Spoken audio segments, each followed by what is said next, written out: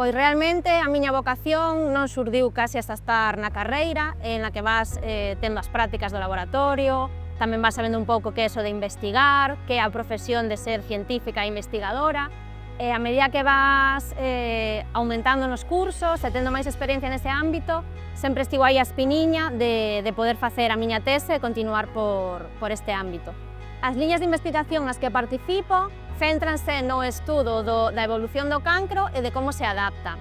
As células tumorais son capaces de modificar o seu ADN e así cambiar, e tamén poden cambiar por modificacións que alteran o funcionamento dos seus xenes sen que se vese alterado en si mesmo tamén o ADN. Estes cambios o que lles permiten é poder escapar os tratamentos, crecer máis rapidamente e incluso adaptarse á súa contorna. Na actualidade estudo tumores de cancro colorectal, tiroides e mama. Estudamos as células unha por unha para poder comprender os distintos tipos celulares que comprenden estes tumores. Deste xeito, podemos coñecer as súas vías polas que son capaces de proliferar máis, polas que son capaces de adaptarse ao ambiente e tamén como algunhas delas son capaces de sair dese tumor inicial e diseminarse polo organismo provocando a metástase. Son as chamadas células tumorais circulantes e atópanse na frecuencia de 1 por 1000 millóns no noso sangue. Os meus intereses seguen estando dedicados á investigación en cáncer, principalmente co obxectivo de crear coñecemento que fago eu de ciencia básica, crear coñecemento que poda mellorar o diagnóstico dos pacientes e de cara a un futuro translacional para poder mellorar os tratamentos.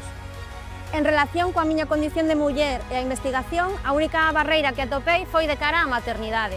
Cando rematei a miña tese con 30 anos, planteseime se quería seguir facendo un postdoc no estranxeiro, que supuña estar fora da miña casa e separarme da miña familia por 2 anos como mínimo, ou plantexarme parar un pouco a miña carreira e ser nai. De feito, foi o que decidín, cando lín a tese xa estaba embarazada e tiven a sorte de poder adicarme aos cuidados da miña pequena durante os seus primeiros 10 meses.